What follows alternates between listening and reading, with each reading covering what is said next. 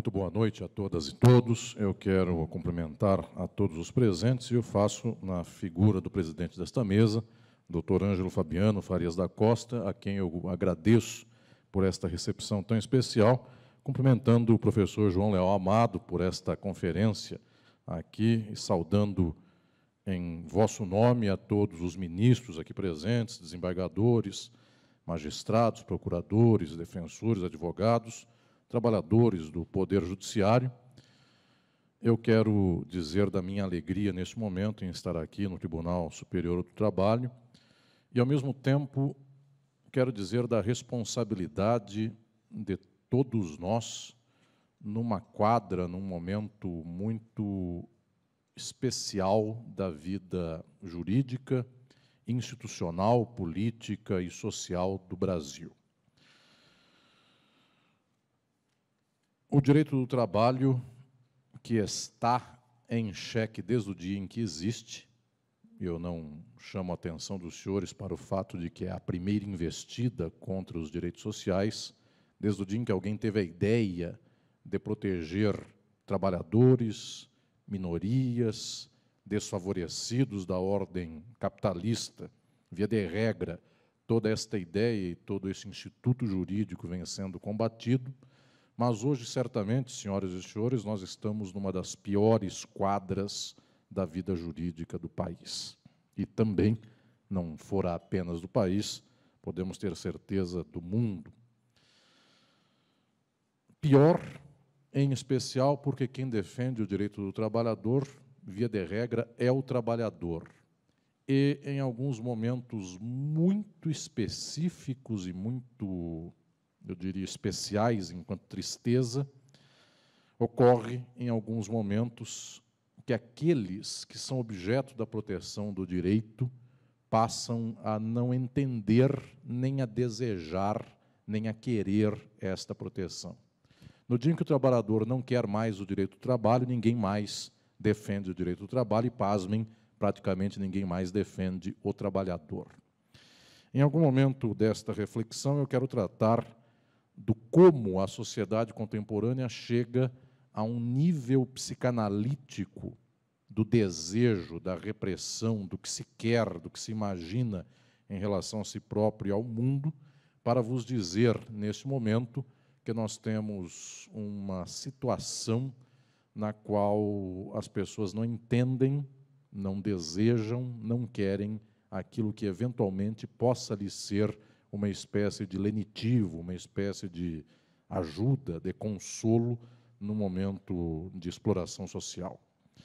O principal, e quero começar com isso, esta reflexão da noite de hoje, o especial do entendimento do porquê vivemos esta realidade que junta, que mistura economia, política, direito, instituições, cultura jurídica, horizonte de mundo. O principal de tudo isso, senhoras e senhores, não tenho dúvida em dizer aqui, neste momento, se deve à própria condição da nossa organização econômico-produtiva, se deve ao capitalismo. Se os senhores e senhoras falarem em crise, esta crise é eminentemente do capitalismo. E isto representa dizer que é uma crise brasileira, mas também representa dizer com muita humildade que o Brasil não é centro do capitalismo mundial, não é, eventualmente, o principal nó desse mesmo modelo ou desta mesma dinâmica econômica. Esta crise é uma crise mundial. Também não adianta dizermos, logo de início, que esta crise mundial se apresenta de modo incompreensível ou porque, eventualmente, as pessoas sejam más. O caráter, aquilo que é o aspecto moral daquela dinâmica das pessoas que organizam a sociedade capitalista mundial, não está em xeque, eu diria, senhoras e senhores, eu particularmente não considero que o tempo presente seja 1 milímetro pior do que a história pretérita do mundo. Tivemos uma ditadura no Brasil, tivemos fascismo na Europa, tivemos as circunstâncias mais bárbaras e, eventualmente, nós nos esquecemos, ao falar de Trump, que um pouquinho antes dele houve Bush, e um pouquinho antes dele houve Reagan, e assim, puxando para trás, nós temos uma história infinita e cada vez mais nós dizemos, agora este ganhou a medalha de pior em relação ao que foi. Na verdade, é porque esta é uma dinâmica estrutural da nossa sociabilidade. Interessa a todos nós, fundamentalmente, compreender como se dá esta estrutura e quais são os atores que se põem neste mesmo quadro. Eu tenho uma tese central que é compartilhada por muitos em teoria, economia política, ciências sociais, filosofia, de que o capitalismo não é que de vez em quando tem crise. O capitalismo é crise todos os dias, em todos os momentos. Não se pode imaginar que uma sociedade de exploração seja minimamente estável. Falo isto nesta noite, às senhoras e aos senhores presentes, porque há por parte de muitos um desejo por segurança. É preciso colocar ordem no caos. É preciso ajeitar a casa. As pessoas não andam mais seguras na rua. É preciso arma, é preciso mais violência contra a violência que aí está. É preciso que o canhão seja direcionado para o lugar certo. Muito bem. Tudo isto que se diz como um sintoma do presente é um fato muito específico de que vivemos em uma sociedade de exploração. Para que a exploração exista, é preciso que este 1% do mundo tenham sob si 99% restantes. Isto não pode ser ordem, segurança, isso não pode ser um mundo pacífico. Quando temos pleno emprego, e o Brasil teve praticamente pleno emprego no início desta década, nós nos esquecemos disso, mas houve 4,5% de desemprego, que é praticamente pleno emprego há 6 anos. Vinham haitianos para o Brasil, vinham bolivianos, vinham pessoas de variados países, porque os brasileiros já estavam quase em situação de pleno emprego. Nós nos esquecemos muito rápido das coisas. Ainda quando tínhamos situação de pleno emprego, as pessoas trabalhavam, não tinham o problema do desemprego, e mesmo assim, praticamente todas as pessoas do país, eu só estou tomando o exemplo nosso, mas serve para qualquer lugar, praticamente todas as pessoas do país tinham um sentimento difuso de que a vida não era boa. Alguém ganhava 1.000 e a vida não era suficiente. Alguém ganhava 10.000 e a vida não era suficiente. Para dizer dos hiperprotegidos, alguém ganhava 100.000 e a vida também não era suficiente. Porque uma sociedade de exploração faz uma máquina a partir da qual as pessoas têm que viver com um sentido de vida plenamente econômico, ou seja, ter trabalho para pagar coisas, começar a construir desejos a partir do que se compra, viagem, férias, casa, carro, consumo, de modo geral, e não tem modo desta situação ser plena na vida das pessoas. Um dos sintomas das sociedades capitalistas é cada vez mais um estouro, uma elevação enorme de condições psíquicas como a depressão. Isto aqui advém de não ter dinheiro e, pasmem, senhoras e senhores, advém de também ter dinheiro.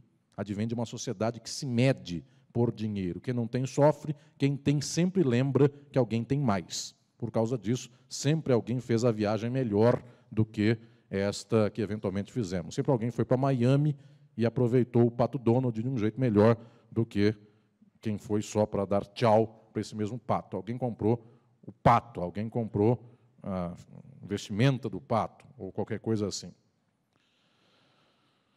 Estou dizendo com isto, minhas senhoras e meus senhores, que temos uma estrutura que não fecha, que temos uma sociedade de exploração, e esta sociedade não pode jamais abdicar de cultivar aquilo que vem junto com a exploração, que é um dado econômico. Explorar se dá no nível econômico, isto é o capital, explorando quem não tem, aqui está a base das relações do trabalho assalariado, mas junto com isso vem uma miríade daquilo que nós chamamos, via de regra em filosofia ou ciências sociais, de opressões, dominações as mais variadas. A exploração é eminentemente econômica. Junto com isso vem opressões e vem dominações. Quais são elas? Aproveitamos o patriarcalismo do mundo e fazemos a sociedade exploratória ser também machista. Aproveitamos as condições religiosas das sociedades em que vivemos e também fazemos as sociedades serem, além de exploratórias, preconceituosas contra LGBTs, contra todas as categorias que eventualmente apareçam no radar do dito indesejado. Fazemos as sociedades serem também racistas. O Brasil se aproveita de modo muito específico, muito próprio deste procedimento, como também os Estados Unidos se aproveitam de uma história de escravidão e, a partir daí, conectam exploração com dominação e opressão. É claro que as dominações e as opressões não têm que vir todas elas com o mesmo rótulo em cada país do mundo, em todos os países. Nós encontramos, esta é a questão central, situações sociais distintas e aproveitamos o ensejo destas variadas circunstâncias. Um momento como este no Brasil não se deve fazer dele simplesmente uma espécie de constatação sociológica. Temos um país de alma conservadora, temos um país que veio da escravidão e que, portanto, não gosta da proteção ao trabalhador. Isto é uma verdade, isto é um fato sociológico que se pode constatar em qualquer momento. Mais que isto, nós temos em nossa frente o encontro com condições sociais as mais variadas. Somos conservadores, ao mesmo tempo podemos louvar o exato oposto disso e dizer: Brasil, o país do carnaval. A depender de como eu louvo, eu estou contando em relação à festa, ou então estou contando em relação ao horror a essa mesma festa. Brasil, o país dos rótulos muito fixos, nos quais quem ultrapassou uma vírgula do lado leva uma bala. Posso dizer, Brasil, país do sincretismo, onde as coisas se juntam. Brasil, no nosso campo do direito, o país das posições jurídicas ecléticas. Existe a A e a B, e a nossa é a A e a B dividida por 2. Portanto, estamos num certo sincretismo, não queremos nenhum rótulo sobre nós. Se nos perguntarem, sua posição de mundo é liberal? Não. É desenvolvimentista? Não também. É qual das duas? Talvez um pouco de uma e um pouco da outra, e com isso nós vamos empurrando com a barriga, e dependendo de onde o vento bate, nós agradamos um lado ou o outro. Estou dizendo com isto, senhoras e senhores, que nós temos realidades sociais que guardam estruturas, e estas estruturas, no entanto, são mutáveis. Se eu começo a insistir com o fato de que precisamos investir, de que precisamos avançar numa certa transformação social do país ou do mundo, isto passa a ser linha de força, passa a ser horizonte de compreensão de mundo. Se, pelo contrário, começamos a dizer coisas como: o direito do trabalho custa muito, coitadas das empresas que não podem contratar, faustosas condições da justiça do trabalho, custo Brasil, qualquer coisa nesse sentido, todo o peso recai sobre o outro ângulo, sobre a outra face desta moeda. Estou dizendo isto porque, em momentos como os de hoje, qualquer fala é uma linha de força política, disputando horizontes e congregando energias, seja para um lado ou seja para o outro. Tudo isto, quero insistir aqui, remonta a causas econômicas. Capitalismo é crise. Só que quero avançar um pouco mais e desenvolver a ideia de que, embora todas as relações capitalistas sejam crise, nunca um ser humano trabalhou para outro, ainda que com o máximo de proteção de direitos trabalhistas. Jamais um ser humano trabalhou para outro e se sentiu plenamente feliz porque alguém herdou uma empresa, o outro herdou a miséria, ainda que eu tenha 5 mil reais de proteção ao trabalhador como mínimo de salário mínimo. Nós não temos isto, nós dificilmente chegamos a isso em nossa vida ou nossa geração, mas ainda que eu tivesse isso para 98% dos brasileiros, ele olha para o outro e diz: minha sorte de vida é trabalhar, ainda que meu salário mínimo seja alto. Alguma coisa há de errada no mundo no qual esta terra aqui, o dia que foi feita, no qual essa planície, esse planalto onde estamos aqui em Brasília, no dia que foi feito, nunca teve uma cerca, nunca teve um muro, e chegou um dia em que os seres humanos puseram muro, cerca, propriedade, e um, por não ter, trabalha para o outro que tem.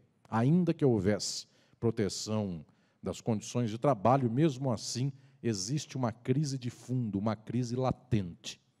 Isto um dia, desculpem meu termo, senhoras e senhores, sai vomitado do mundo como ódio em relação a todo poder que aí está. Basicamente, eu diria que 50% da nossa situação de hoje é vomitar em cima de uma ordem na qual as pessoas não entendem por que é esta, porque as coisas são assim. Pelo contrário, apenas, isto é uma tristeza, via de regra, as pessoas vomitam para cima e caem nelas mesmas. Mas o vômito é uma expressão de que o mundo vai mal, de que as coisas não vão bem. Apenas não foram ensinadas as pessoas a vomitarem para o lado certo e em proveito delas mesmas e não contra si próprias. Dito isto, o capitalismo é crise, mas podemos insistir com o fato de que ele tem marcas específicas nessas suas mesmas crises. De quando em quando, a ordem de reprodução do capital consegue alcançar certo nível de estabilidade, o que eu chamaria de estabilidade. Nós conseguimos efetivamente certas circunstâncias, certos momentos nos quais temos efetivamente um padrão, um modelo, eu chamarei aqui não só de modelo capitalista, mas modelo de acumulação de capital. Eu proponho às senhoras e senhores que o século XX conheceu um grande modelo de acumulação capital, é aquilo que alguns chamam de intervencionista, desenvolvimentista, mas em termos melhores, chegando à raiz econômica da palavra, alguns usam a isso o termo fordista. É o mundo da indústria, que tem a indústria por paradigma. É um mundo no qual as pessoas nascem imaginando que serão empregadas, que trabalharão, que terão um patrão, e até o final da vida, via de regra, trabalharão em 2 ou 3 empregos, 5. Mas este é o sistema fordista de mundo, que produz, portanto, a partir de previsibilidade. Quem aperta o parafuso, já o Chaplin insistia nos tempos modernos, fará o apertar do parafuso pela vida inteira. Quem troca o pneu do carro, quem põe a borracha e o pneu no carro, faz isto a vida inteira, então se chama borracheiro, enquanto o outro pode se chamar metalúrgico ou qualquer nome que se queira dar. Tudo isso acaba, por tecnologia, por avanço das condições do próprio capitalismo e, em especial, por uma certa insurgência do capital do mundo a partir da década de 70. Nós não temos outro modelo econômico a partir daí. O melhor nome que a economia usa para falar do que vem depois do Fordismo é simplesmente uma palavra muito curta e muito imediata. Depois que acaba o Fordismo, advém um pós-Fordismo. É um nome que nós não sabemos, é um regime de acumulação capitalista que não tem muita cara definida, pode chegar até o limite do liberalismo, pode chegar ao fascismo, de acordo com as circunstâncias do dia, então pode ser altamente respeitador dos direitos humanos, inclusivo, que vá dizer que o indivíduo tem que ser garantido, como também pode passar um tacão por cima de tudo isso e dizer que nenhum direito é suficiente porque atrapalha a ordem do mundo e a dinâmica econômica e política. O fato é que vivemos em um período econômico dito pós-fordista. Este tem o direito do trabalho eminentemente por inimigo. Como as senhoras e os senhores presentes, eventualmente já os que têm mais tempo de vida juslaboral, já ouvem falar que o direito do trabalho está em crise faz décadas, não é uma novidade. Em todas as aulas minhas aos tribunais do trabalho, em todas as palestras, os meus alunos daqui de mestrado, doutorado, que são magistrados, já ouvem falar há muito tempo, já faz muito tempo que nós dizemos que o direito do trabalho está em crise. Hoje é mais uma vez, enfim, vim aqui anunciar mais uma crise no meio de tantas décadas de crise. E o fato é que só se diz que o direito do trabalho está em crise nas condições de uma economia pós-fordista. Quando a economia se deu no século XX de nível fordista, efetivamente precisávamos do direito do trabalho. Precisávamos colocar alguma previsibilidade jurídica na organização da exploração capitalista, sem o que, e isto aqui não vai nenhum elogio muito desmesurado à própria vida juslaboral, sem o que os trabalhadores do mundo, com um pouquinho mais de organização e de força, trabalhando em fábricas que tinham por lá 5.000 empregados, estes 5.000, um pouquinho mais organizados, tomavam a fábrica nas mãos. O exército e a polícia, para dar conta de tantos trabalhadores em tantas indústrias, tinha que ter um corpo de soldados muito grande. Então, melhor do que deixar o povo pegar o poder é dar o direito do trabalho. O direito do trabalho não é comunista, não é socialista, é preciso dizer coisas como tais, porque nos dias de hoje prosperam absurdos como estes, o direito do trabalho não é nada socialista, nada comunista, pelo contrário, é uma ótima solução capitalista para manter o trabalhador na fábrica e para que ele não se levante um dia, imagine que o seu dono da fábrica está numa cidade muito distante, mas, no entanto, há 5 mil trabalhadores naquela planta industrial e eles podiam pegar a planta para si. Quem trabalha na terra poderia um dia ter a terra como sua propriedade. É exatamente para evitar coisas como tais, temos a consciência juslaboral. É dar um pouquinho aqui para não perder muito por lá. Tudo isto está sendo destroçado há 30, 40 anos com esta realidade que nós chamamos pós-fordista. A manifestação política imediata desse pós-fordismo é o nome neoliberalismo. Portanto, é uma certa abertura para a liberdade contratual, dando a ela primazia em face daquilo que seria a organização protetiva das condições do próprio contrato de trabalho ou dos demais contratos. Basicamente, senhoras e senhores, o que temos aqui, em termos filosóficos, é a primazia do direito privado em face do direito social ou do direito do trabalho.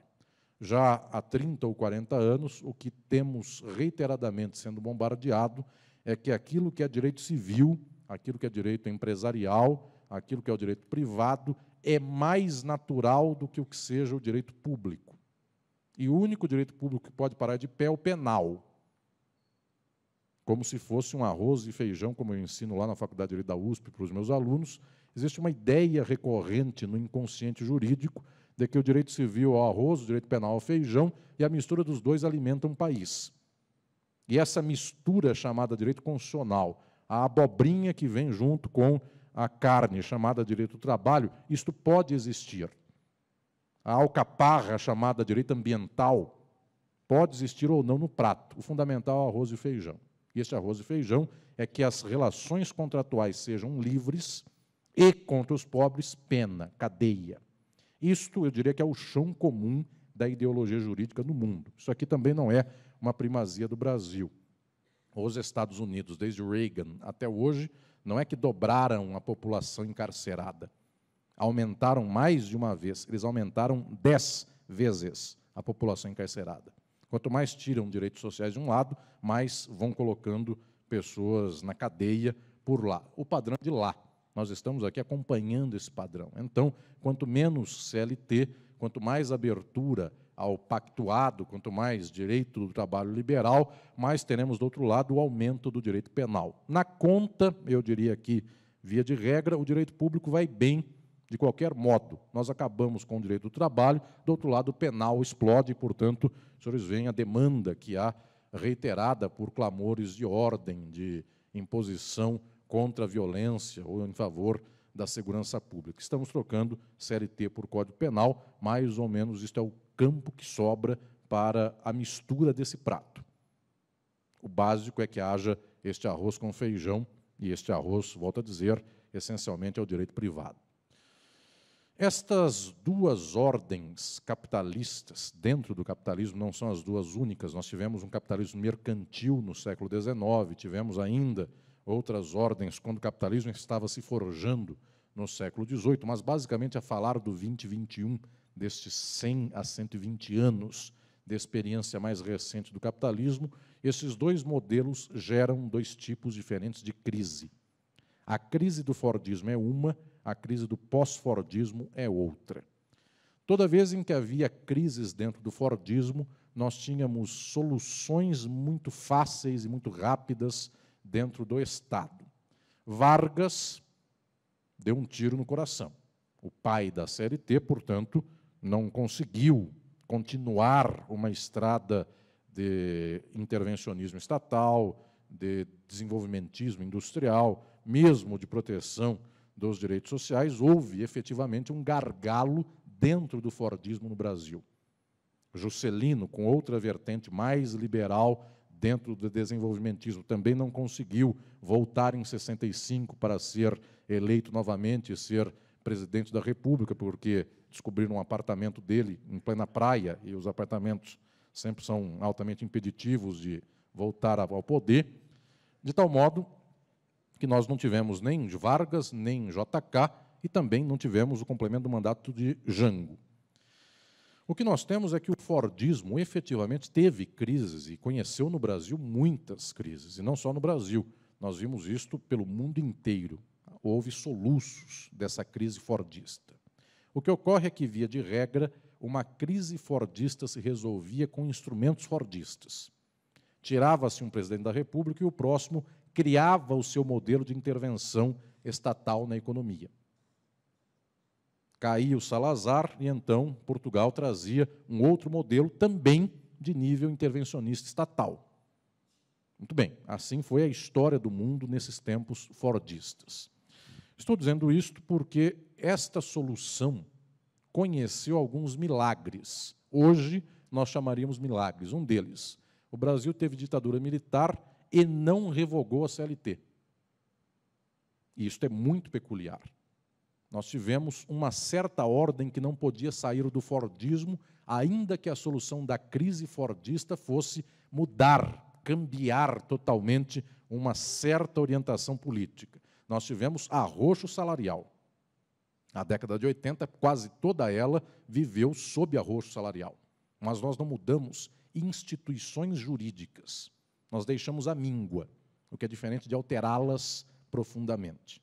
Por causa disso, a Constituição de 1988, ela não veio sofrendo, aqui eu diria, aos presentes, ela não veio sofrendo inanição em termos de energia, de investimento, de luta social. Pelo contrário, ela colheu enormes energias sociais e, quando o mundo já trocava de eixo de reprodução do capital, o Brasil fez florescer a última flor do capitalismo fordista do mundo, que foi a nossa própria Constituição. Nós tivemos aqui uma espécie de manutenção do fordismo até chegar à virada dos anos 80 para os anos 90. Aí, sim, começa a perseguição, aí sim começa a pancadaria em cima dos direitos sociais e, em especial, em cima dos direitos do trabalho. A primeira vez que se aventa a hipótese de exterminar a justiça do trabalho é nos anos 90.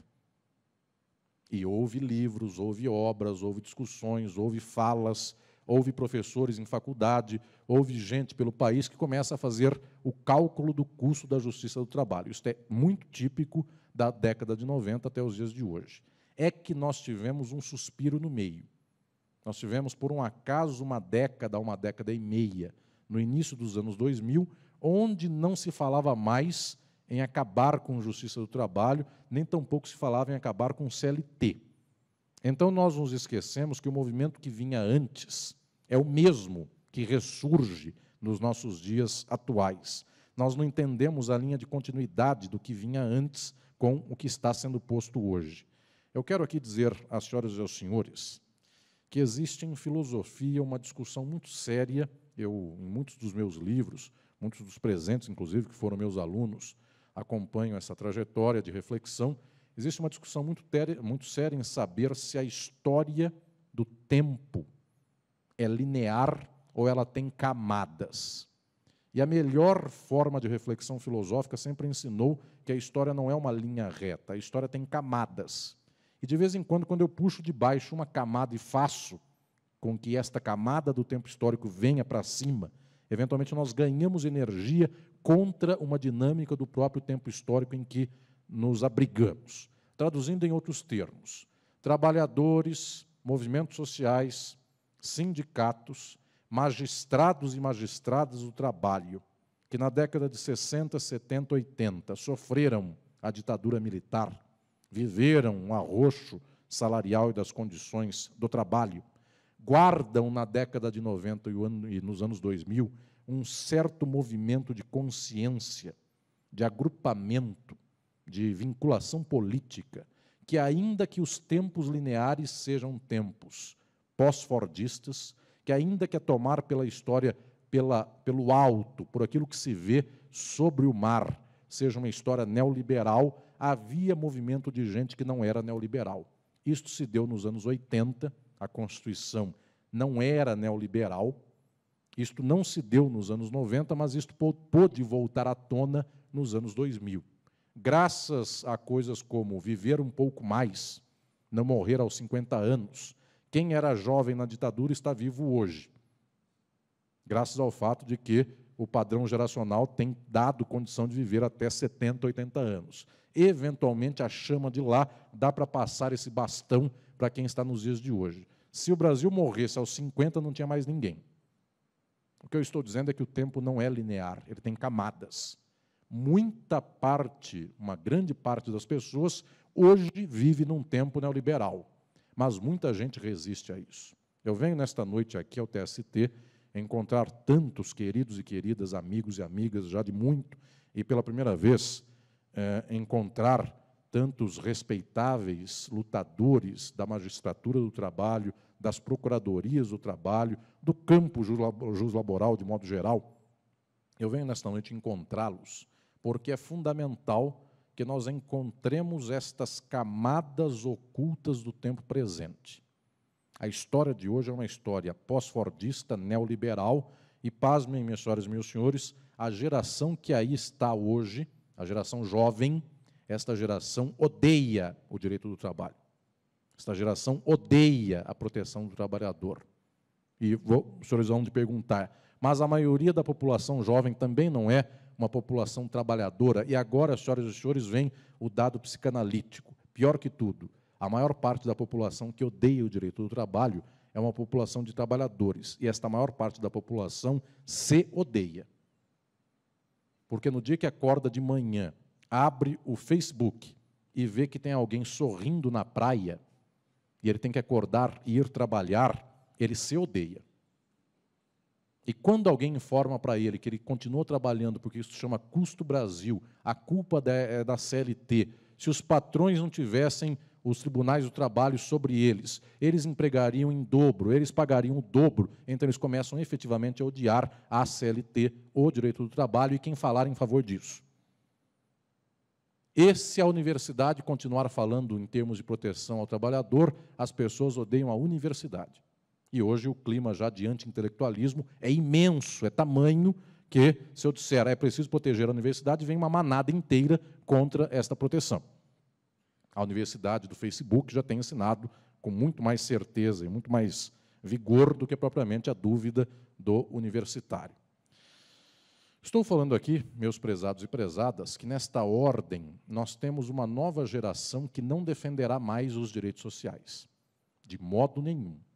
Ela não foi educada para isso. Ela foi educada para o imediato. E o imediato não é pensar em aposentadoria.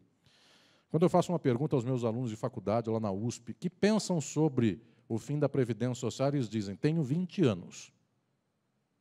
E a resposta é, não sei se eu chegaria aos 70 e precisaria aposentar. E não é só aluno da USP, qualquer um. Eu saio para a rua, no Largo São Francisco, Patrícia, que me acompanha já há muitos anos lá na faculdade, sabe disso, saio na rua e pergunto ao camelô se ele tem 27 anos de idade. Que pensa da reforma da Previdência Social ou dos direitos sociais? Ele não sabe nem o que é reforma, a Previdência Social, nada disso. E ele diz, olha, estou tentando matar um leão para hoje, para sobreviver amanhã, vendendo o almoço para ter dinheiro para o jantar. Então, ninguém está efetivamente preocupado em saber o que terá aos 70 anos. No Fordismo, sim. No Fordismo se dizia, eu trabalho agora, vou contando tempo na minha carteira de trabalho, um dia eu aposento, pescarei no Rio do Jereré, lá tem peixe bom, vou para o Mato Grosso, vou fazer qualquer coisa para pescar no rio e serei feliz. Hoje não há sequer rio para pescar, portanto, as pessoas já não têm mais esta dinâmica. Hoje tem pesca e pague, portanto, quem tem dinheiro, pesca o peixe. Quem não tem, não precisa nem ter habilidade com o anzol, basta pagar que o peixe vem. E se não vier, vai lá o dono do pesca e pague e dá um peixe, enfim, põe no anzol e para a pessoa ser feliz e se achar boa pescadora. Desde que pague, tem direito ao consumo. Senhoras e senhores, estou dizendo isto porque o quadro atual ainda encontra no Brasil lutadores dos direitos sociais. Em uma ocasião muito recente, falava aos magistrados do TJ de São Paulo, a magistratura estadual paulista, e dizia por lá aqueles magistrados e magistradas que eram lutadores dos direitos humanos, que temos o mesmo quadro do direito do trabalho para quem está no campo dos direitos humanos, falando aqui em termos de liberdades civis. Até muito pouco tempo era um orgulho dizer sobre inclusão social, cotas, luta contra o racismo, luta contra o machismo, luta contra a homofobia. repentinamente, nós temos um orgulho extraordinário em dizer que tudo isso é proteção de minoria, tudo isso é gente fraca, tudo isso só revela que nós estamos fazendo uma sociedade onde o espírito animal das pessoas não tem vivido. O fato é que hoje também é muito difícil encontrar entre jovens juristas aqueles que defendam os direitos humanos. Quando se vai ao campo penal, raramente se encontra alguém que defende direitos humanos. Eu conheço, e posso dizer da minha experiência em examinar bancas de mestrado, doutorado pelo Brasil inteiro, faculdades de norte a sul, conferência por tudo quanto é lado, via de regra, onde eu vou e encontro professores de direito penal, salvam-se 3 em 10. Eu sempre tenho que dar aqui as exceções. Mas, via de regra, os professores de direito penal são contra os direitos humanos. E dão risada, inclusive, contam piada contra os direitos humanos. Triste é, porque isso aqui já é um padrão histórico do Brasil, triste é, como de vez em quando eu encontro, gente do direito do trabalho que fala contra o direito do trabalho. Quando eu vou aos TRTs dar aula nos cursos de formação dos novos magistrados do trabalho pelo Brasil, e eu pergunto às pessoas o que leva esta pessoa a prestar o concurso de magistrado do trabalho, e muitos dizem, porque gosto da defesa, da proteção do trabalhador, porque, de fato, tem uma consciência. Um dia, num dos TRTs, a Patrícia aqui que me acompanha, não vou dizer qual, mas num dos TRTs perguntei para um novo magistrado, por que veio prestar concurso da magistratura do trabalho? Ele falou, porque foi o que eu passei. Eu falei, que mais prestou? Defensoria, promotoria estadual, o judiciário estadual, delegado da Polícia Estadual e delegado da Polícia Federal. Passei neste, então é o que eu sou. Então, observem, meus prezados, aquilo que seria um certo mote de defesa dos direitos sociais, até agora está sendo, numa camada oculta, protegido, mas nós já temos, de fato, fissuras nessa represa. Nós já não temos totalmente um movimento juslaboral em defesa das condições de trabalho, em defesa do trabalhador. Nós já começamos a trocar de argumento e dizer de modo cínico e imparcial, o direito do trabalho não é para defender as condições do trabalhador, é para reger as relações de trabalho, que é bem diferente. Porque até chicote rege relações de trabalho. E se for só para reger, somos os normativistas, somos os juspositivistas que trabalham com hermenêutica de CLT. Isso é bem diferente do espírito que anima a CLT e anima o jurista, juslaboralista. Por que esse espírito ainda existe até os dias de hoje? Porque nós temos uma história de movimento de trabalhadores, uma história de partidos progressistas, uma história de sindicatos, uma história de lutadoras e lutadores que deu base, deu substrato a ter gerações de juristas juslaboralistas com este perfil. Nós temos efetivamente essa história. Hoje, eventualmente, nós estamos perdendo essa história. Eu não tenho medo do tempo presente, eu tenho medo de uma geração para frente, quando os que hoje falam em favor do trabalhador não mais puderem falar. Seja porque morreram, seja porque sua voz vai se tornando cada vez mais fraca, seja porque, eventualmente, não estou fazendo aqui nenhuma espécie de palavra de desesperança, mas seja porque, eventualmente, se bloqueia a fala desta gente, ou porque sua boca, eventualmente, será calada. E observem, meus senhores, muito melhor do que calar a boca de alguém, tapando efetivamente a boca, melhor que isso é destruir pelo Facebook, pelo WhatsApp. Melhor que isso é destruir uma ideia antes que ela prospere. O calar a boca da defesa do trabalhador não é simplesmente proibir formalmente de falar, mas é, no dizer da juventude, zoar de qualquer ideia, humilhar qualquer ideia que seja em defesa do trabalhador ou das minorias. Nesse sentido, meu propósito de fala, nesse momento, às senhoras e aos senhores, é alertar para o fato de que o direito do trabalho tem um pequeno pedaço da sua defesa que incumbe ao Estado e incumbe aos juristas juslaboralistas. Um pequeno pedaço. Eu ainda acredito profundamente no fato de que congressos como estes, encontros como os que se dão aqui nestes 2 dias, possibilidades de dizer e refletir em relação à luta, à resistência, ao progresso das condições sociais, eu tenho certeza que tudo isso é valioso. Em primeiro lugar, porque os senhores e senhoras imaginem que onde reina o silêncio, há um medo enorme em poder falar aquilo que possa ser luta progressista. E o fato de dizer é especial. Isto aqui tira um peso do coração.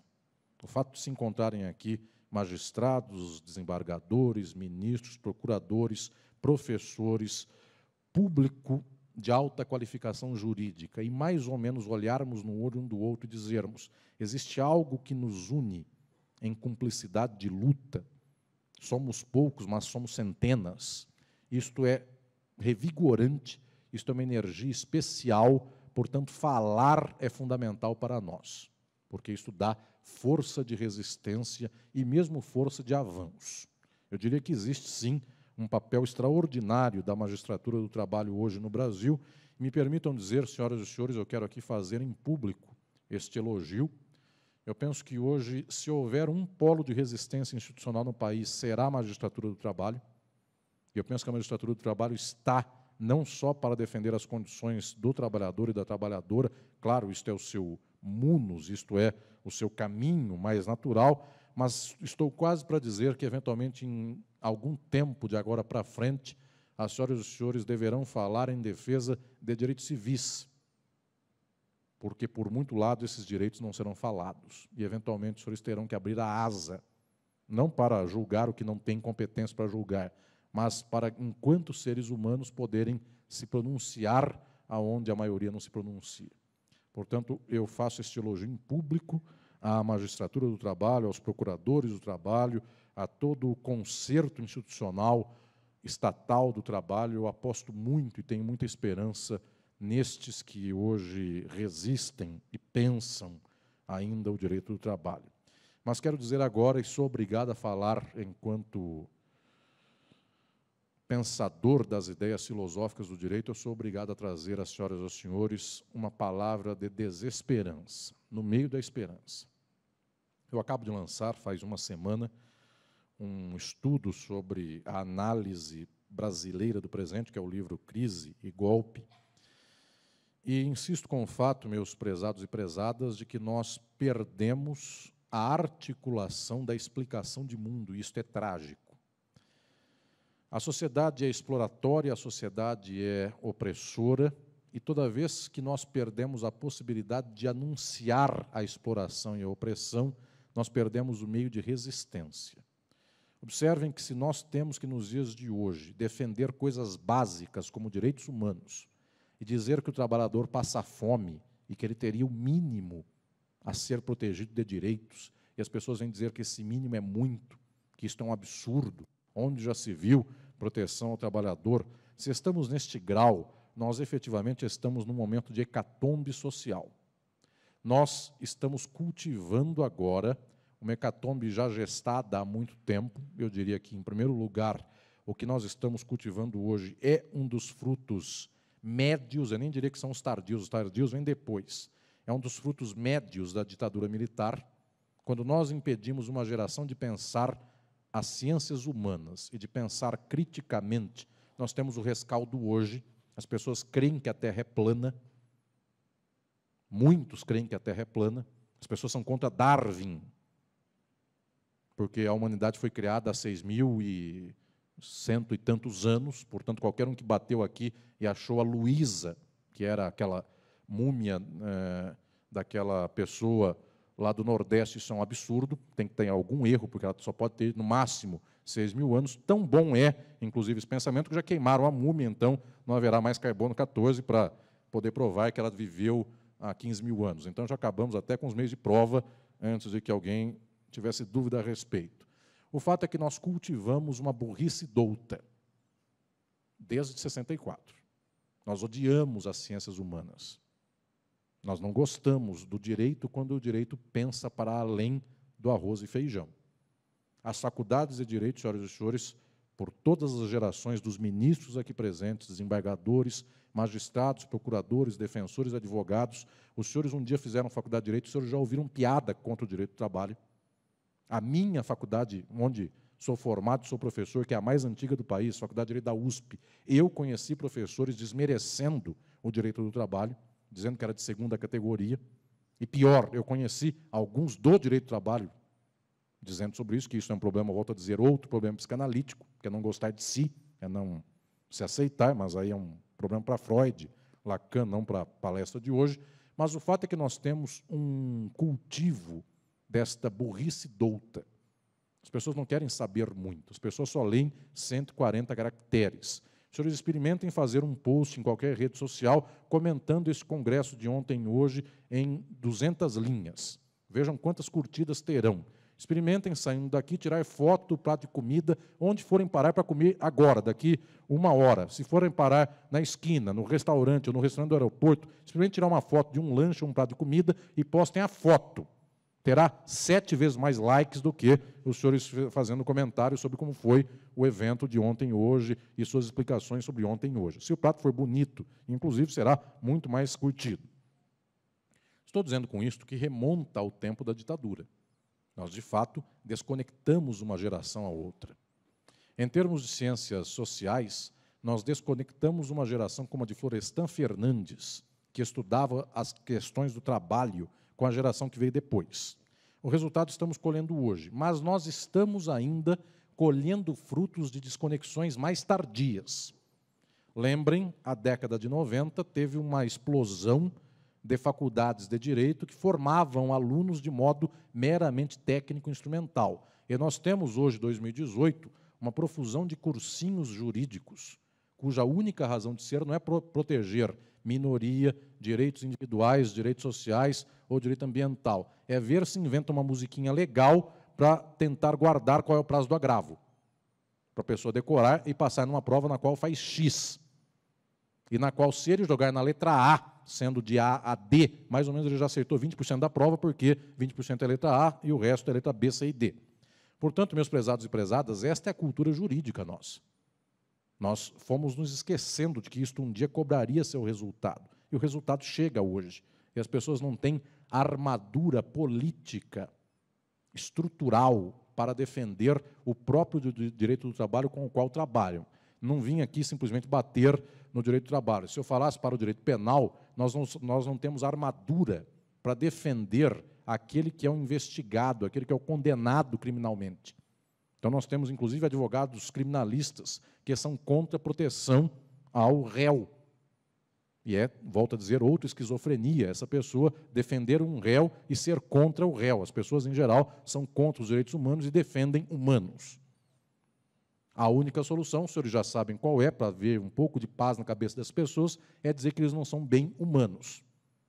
São humanos. Então, direitos humanos são para outros. E aí vem racismo, vem tudo mais que os senhores já conhecem.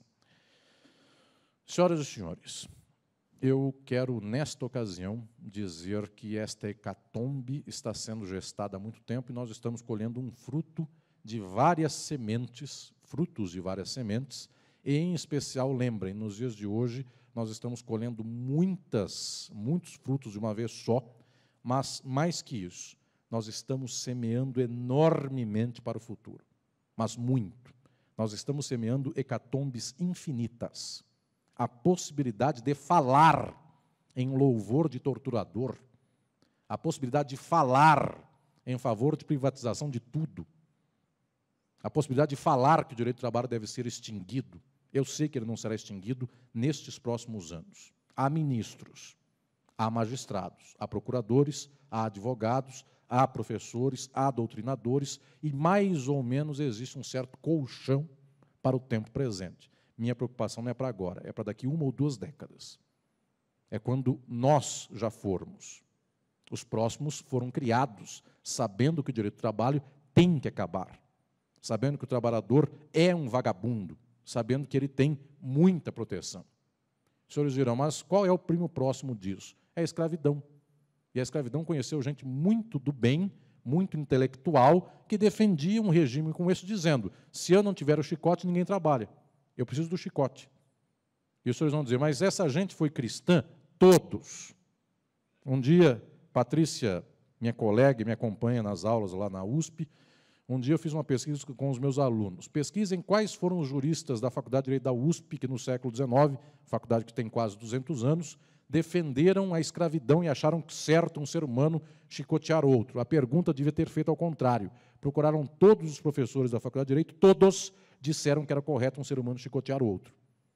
E para louvor do direito civil, eles diziam, por uma razão muito simples, é porque, sendo negro ou negra, não é sujeito, é coisa, e, agora louvando o latim, coisa em latim é res, então, escravos e escravas são questão de direitos reais. Então, os senhores observem que esta pompa jurídica latinista já vem de muito tempo e serve para escravizar os de sempre. Minhas senhoras e meus senhores, eu não tenho dúvida de que em 10 anos temos alguém a verbalizar que a escravidão é possível. Porque já há gente que verbaliza contra o combate ao trabalho análogo ao escravo. Isto já há. Já tem gente que mata. Senhores procuradores, os senhores já sabem disso. Já tem gente que mata e ganha eleição. E ganha eleição logo em seguida. Dei uma bala em cima de um procurador, logo em seguida ganhei uma eleição. E eu não estou contando de exemplo de hoje, estou contando de exemplo de 10 anos atrás, para que os senhores conste por aí que eu não estou falando dos dias atuais. É de prefeito a eleição. Muito bem. Estou dizendo para todos que este quadro estamos gestando.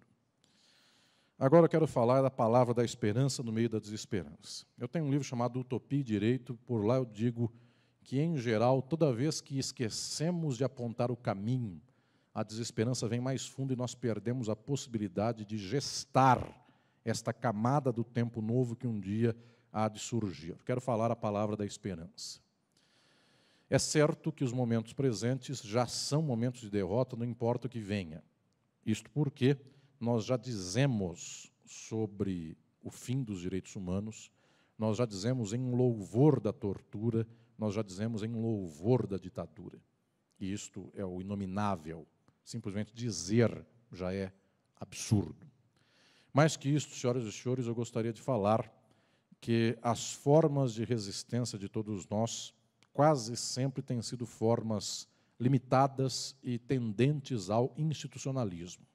Então, dizem alguns, nada acontecerá porque temos Constituição. O resultado é que perdemos praticamente todos os direitos sociais tendo uma Constituição. Os senhores dirão, nada acontecerá porque temos CLT. O próximo passo já é acabar com o que resta da CLT.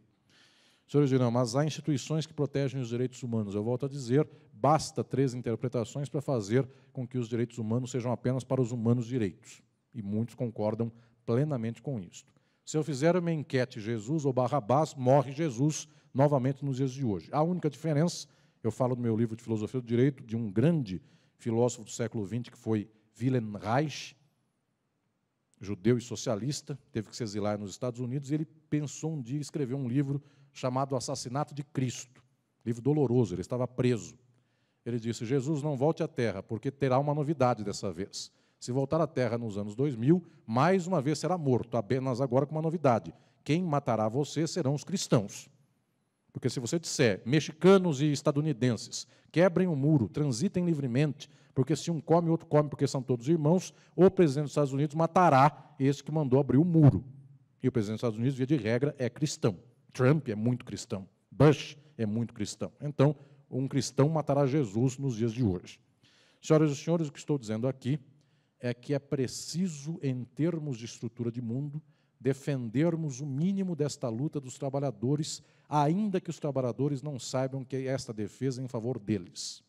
Isto se chama ideologia. A ideologia constitui as subjetividades. Hoje, o trabalhador pensa com a cabeça de quem o explora. E por que pensa assim? Porque ele liga a televisão é a cabeça de quem o explora. Ele liga o WhatsApp, os senhores observem, é genial esta ferramenta que, em 10 minutos, faz um país inteiro dar um tiro no pé. É genial. E quem faz isso tem muito dinheiro por trás. Tem muita inteligência, inclusive, para ter feito redes de WhatsApp, para poder xingar de modo milimétrico, para saber como xinga, para saber como humilha, simplesmente sem fazer a esmo por aí esse seu combate. Também as outras redes sociais fazem o mesmo. Estou dizendo aqui, senhoras e senhores, que nós temos a cabeça do explorado, não é só com uma lavagem cerebral. Se fosse em lavagem cerebral, eu deslavava. Não é lavagem cerebral. O termo técnico de filosofia, a cabeça é constituída pelo capital. A cabeça é constituída pelo cálculo. E o cálculo é, se todo mundo vai para lá e eu ficar aqui, eu apanho. Então, se todo mundo for para lá, eu vou junto. O cálculo é muito correto. Aonde vai a maioria, vou também, porque é melhor não apanhar no meio de uma multidão e muito melhor é bater. Então, é por causa disso que nós vemos um estado de horror social. Eu tenho medo do direito do trabalho, porque o direito do trabalho hoje não bate, só apanha. E porque só apanha, somos poucos. Eu volto a dizer, uma plateia como esta, quando encontra um momento de regozijo de cada um de nós, os senhores têm a certeza, saiam para a rua e as pessoas têm ódio em relação aos direitos sociais. É porque a rua é gente que não tem a faculdade. Saiam desse tribunal e procurem os tribunais vizinhos. Saiam daqui e procurem uma faculdade de direito. As pessoas odeiam o direito do trabalho, via de regra. O professor Guilherme Feliciano, meu colega, amigo querido de Largo São Francisco, nós somos resistência naquela faculdade. Nós não somos o padrão normal. E não é só lá, qualquer faculdade do Brasil.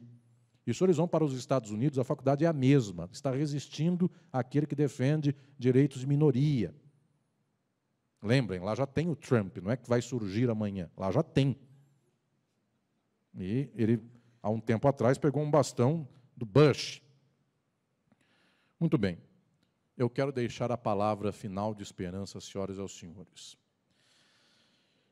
É preciso, em algum momento, saber que os direitos sociais ainda mais chegarão à lona. Eu não tenho ilusão nenhuma, eu creio que estamos num momento de crise profunda, esta crise baterá nos pobres, ela fará os pobres sofrerem mais. Eu também não tenho dúvida de que o vocabulário e o raciocínio e a lógica juslaboral serão perseguidos violentamente. Nisto, o direito do trabalho dá a mão para os direitos humanos. Todos apanharão muito. Nós já vivemos isso no mundo muitas vezes. Nós já tivemos Constituição como a de Weimar, na Alemanha. Tivemos universidades brilhantes na Alemanha, juristas brilhantes. Não durou de 19 até 33, se vocês façam a conta, não durou 30 anos. Eu tenho recebido esse ano muito convite para comemorar os 30 anos da Constituição. Eu mando dizer que eu não vou para coisas como comemoração do que é finado, mas, eventualmente, depois eu parei de falar sobre isso. Vários colegas nossos lá da faculdade têm, inclusive, sofrido isso, Guilherme, mas eu parei e falei, não, eu vou comemorar sim, porque é um milagre que tenha durado 30 anos. Então, tem que comemorar muito que resistiu 30 anos, algo como este. Este livro, Crise e Golpe, que eu acabo de lançar, eu proponho uma tese de fundo jurídico, política e histórica. Esta tese de fundo é o fato de que nossa geração contou errado o direito, interpretou filosoficamente errado o direito. Quando eu fiz faculdade de Direito, eu aprendi, já no pós-Constituição, que 88 havia fechado 64. E esta é uma Constituição cidadã. Claro, qualquer uma antes dessa que eu puser em face dessa, esta é a melhor disparadamente. E também por desmérito das outras. Não posso comparar com a de 67, 69, esta é muito cidadã em relação ao que veio no passado. Mas não é só isto. Nós imaginamos efetivamente que 88 virava uma página e começava uma folha em branco de progresso. 88, 90, nos 2000, as pessoas diziam, agora vem os direitos de primeira geração aumentados, os de segunda, os de terceira, os de quarta. Lembrem que há alguns anos, alguns disseram, só faltava uma coisa para o CDC dar certo. Quando eu falo questões de filosofia do direito ao público, direito ao consumidor, sempre as pessoas tinham um peito muito inflado, dizendo, cada vez mais estamos progredindo. Só faltava um ponto, qual era? Fazer com que as relações bancárias estivessem sob o CDC. Já faz alguns anos conseguiram essa proeza. Agora, até banco está sob o CDC, o que é um milagre nos termos de quem conhece minimamente a economia do Brasil. Então, até alguns anos, parecia que cada dia mais era um ganho. De pouquinho em pouquinho, nós civilizávamos um país. E, de repente, vem um retrocesso enorme. Esta é a tese de fundo que proponho no livro e quero explicar aqui nesta noite a todas e todos. 88 foi um espasmo. O nosso padrão médio de capitalismo, capitalismo é a marca profunda. Só que, ao medir capitalismo, Brasil, Estados Unidos, Portugal, Argentina, Suécia, Rússia, Japão, China, tudo é capitalismo. Eu tenho que entender a forma capitalista e a formação social de cada país. Preciso combinar forma e formação social. Quando eu digo tudo é capitalismo, é a verdade mais profunda, só que eu preciso de algum gancho para fazer algo de luta a partir daí. Capitalismo é o termo profundo que explica a nossa sociedade. Só que, mais que isto, menos determinante capitalismo, mas importante ainda, o que explica a nossa condição jurídica não é 88. O que explica a nossa condição jurídica é 64. O leito do rio do Brasil, do capitalismo brasileiro, é um leito autoritário à lá 64. E a CLT está em perigo, o TST, os TRTs estão em perigo. Meus senhores, não é de agora, é do dia em que Vargas se matou. É disso. Nós não entendemos ainda. Um pouco de 64 foi acabar com Vargas. E este leito do rio volta. Toda vez em que não há resistência possível, este leito volta. Então, pasmem com o que nós temos aqui, quase nunca a CLT foi tocada e arranhada e rasgada na sua institucionalidade, mas hoje o que nós temos é uma CLT que está sendo perseguida, que está sendo destroçada, como foram destroçados os direitos de quarta geração, terceira, quarta, proteção à comunidade indígena, proteção do meio ambiente, isso já está se perdendo, o pós-88 já foi, nós estamos perdendo 43. Olhem que o leito do rio é muito profundo. 88 já foi. Foi naquilo que importa de ganho. Já estamos perdendo 43. E se amanhã não puder haver proteção para negro, minoria, mulher, LGBTs e outros mais, eu já vou anunciar aqui neste congresso, nesta minha conferência, um outro marco que nós estamos correndo o risco de perder. Nós estamos perdendo 1889, a República, porque nós já começamos a imaginar que o Estado não pode ser laico. Então, meus senhores, 88 já foi, 43 está indo e corremos risco de 1889. A regressão é profunda. Palavra da esperança. Os senhores e senhoras têm consciência, têm história e têm luta. Eu tenho certeza de que se conseguirmos resistir ainda um pouco mais, nós conseguiremos iluminar um pouco o tempo histórico presente. Do mundo jurídico institucional, dos seus tribunais e suas magistraturas, eu aposto em exceções em todos os tribunais e em regra nos tribunais do trabalho. Não estou desconhecendo lutadoras e lutadores maravilhosos em tantos tribunais, tantas outras procuradorias, não estou desconhecendo, mas eu aposto na cultura juslaboral como a forma de resistência no nosso campo institucional. Eu aposto, inclusive, nos professores de direito do trabalho. Em primeiro lugar, porque perderão o emprego, porque a cadeira vai acabar. Então, eventualmente, se pensam até no emprego, tem que defender um pouco o direito do trabalho. Mais que tudo, eventualmente nós encontramos uma minoria dos dias de hoje que entende a luta e entende a palavra daqueles e daquelas que defendem um trabalhador. Eu não creio que a história está encerrada. Não está. Eu creio que resta uma camada oculta do nosso tempo presente. O tempo de cima é neoliberal, o tempo de cima, a onda que bate na praia é quase fascista, mas eu encontrando aqui pessoas que fizeram a Constituição, pessoas que interpretam a Constituição, tantas lutadoras e lutadores, com esta esperança, eu tenho certeza que nossa palavra é uma palavra em favor do povo, e um dia, eventualmente, o povo aprende, e simplesmente não é por questão de distorção ideológica, é porque eu ainda acredito na materialidade da vida. Eu ainda acredito que, por mais que as pessoas possam, hoje, num espasmo de ódio, dizer que matar é bom, elas matam e continuam com depressão. Acabam com a CLT e continuam desempregadas. Os senhores já sabem, não é que continuam, serão mais desempregadas. A CLT é um maravilhoso instrumento de regulação do capitalismo. Portanto, é muito bom, inclusive, que existisse para a exploração capitalista. O que eu estou dizendo às senhoras e aos senhores é que, efetivamente, o nosso quadro, por mais que o ódio venha e bata na praia, ele não resolve os problemas. E, nesta hora, senhoras e senhores, talvez materialmente, pegando na pele, pegando naquilo que é a constituição da vida, as pessoas um dia pensem e se permitam imaginar o mundo de modo crítico. Eu tenho muita esperança de que, nesta hora, nós ainda insistamos com nossa luta, porque é um auditório como se fosse este o mundo de hoje, praticamente às cegas, e as pessoas procuram a saída. Nós somos pouquíssimos, os que pensam criticamente a realidade de hoje, criticamente o capitalismo, em defesa do trabalhador, em defesa das minorias. Pouquíssimos se formos e tivermos um fósforo aceso na mão de cada um de nós. Isso aqui não ilumina a sala inteira. Não dá para ler o que está escrito neste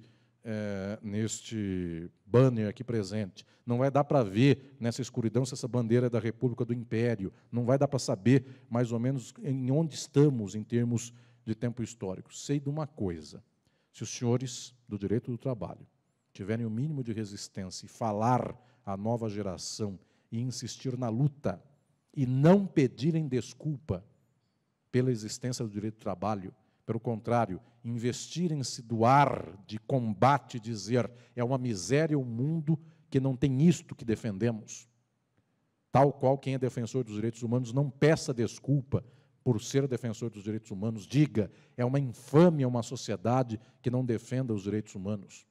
E também vou dizer aqui aos presentes, tal qual quem tiver um sentimento religioso, não tenha vergonha de não querer matar o próximo, sendo que o cristão, via de regra, quer matar o próximo, sendo que Bíblia e bala têm ficado uma com a outra, com um boizinho do lado para fazer o BBB, não tenham vergonha em dizer, qualquer mínima postura moral não é matar o próximo em nome de Jesus. Nada disso. Se nós tivermos esta força de resistência, nós temos alguns fósforos na mão que serão suficientes, não para ver tudo que há nesse auditório, mas que serão suficientes para uma geração poder sair do recinto escuro do tempo de hoje e reconstruir a história. Senhoras e senhores, desde quem lutou pela ditadura, na ditadura, contra a ditadura, desde quem lutou pela Constituição de 88, desde quem tem lutado desde a década de 90, neoliberal, pela resistência dos direitos sociais, eu vos digo uma palavra última de resistência. Quem sabe uma geração não vem e nos encontra. E neste encontro com empatia, com coração que gosta um do outro, com procuradores do trabalho que não esmoreceram, que levaram bala e continuaram lutando, com magistradas e magistrados do trabalho que continuaram em defesa do princípio fundamental da existência das próprias relações mínimas de trabalho na sociedade capitalista. Com tudo isto, eu ainda tenho uma esperança. A esperança não é o dia de hoje nem o dia de amanhã. A esperança é a história futura. Neste momento da história, senhoras e senhores, eu tenho certeza que o nosso grande júbilo será, daqui a muito tempo, quando alguém olhar para o passado e perguntar quem não foi fascista, quem não foi defensor da exploração. Encerro lembrando de um fato muito insigne. Querido Guilherme Feliciano, meu colega, professor também do Laico São Francisco, da USP, querida Patrícia, minha colega de turma, de faculdade, e tantos que eu vi aqui nesta noite, que foram meus alunos, tantos dos senhores e das senhoras, um dia, quando a faculdade mais antiga do Brasil, que é a minha, de Direito, fez uma reforma, Faculdade das Arcadas, nome de presidente da República, nome de grande ministro, grande juiz, grande promotor, procurador, só nome de gente desde o século XIX que tinha tido escravos. Ninguém lutou pela abolição. Quando fizeram uma reforma e foram procurar quais eram os nomes que lutaram pela abolição, não sobrou quase nenhum. À exceção do Rui Barbosa, que é muito conhecido, este lutou pela abolição, mas já tinha uma placa lá dentro. Precisava de uma placa para colocar na porta de entrada, faltava alguém que tivesse defendido no tempo da escravidão a libertação dos escravos. Procuraram para lá e para cá, nenhum conde, nenhum visconde, nenhum nobre do século XIX, nenhum ministro da Corte do Rio de Janeiro, nenhum juiz, nenhum promotor, nenhum advogado, nenhum professor da faculdade. Aí não tinha uma placa para colocar na entrada da faculdade. Alguém lembrou que na turma do Rui Barbosa tinha mais um que defendeu a abolição da escravatura, só que morreu no 3º ano da faculdade. É a placa de entrada do Laico São Francisco. Houve um, além do Rui Barbosa, que defendeu, naquele tempo de escravidão, a libertação dos escravos. Ele fechou a consolidação das leis civis, fechou a Constituição do Império, pegou um papel em branco e escreveu Navio Negreiro. Esse menino se chamava Castro Alves. É a placa de entrada do Largo São Francisco. Quem sabe, um dia no futuro, os artistas do futuro encontrem senhoras e senhores aqui presentes na história, que foram um misto deste Rui Barbosa com um misto de um Castro Alves, que souberam ler a lei e, acima de tudo, escrever a poesia de resistência para que o futuro nos encontre e guarde a nossa história. Obrigado.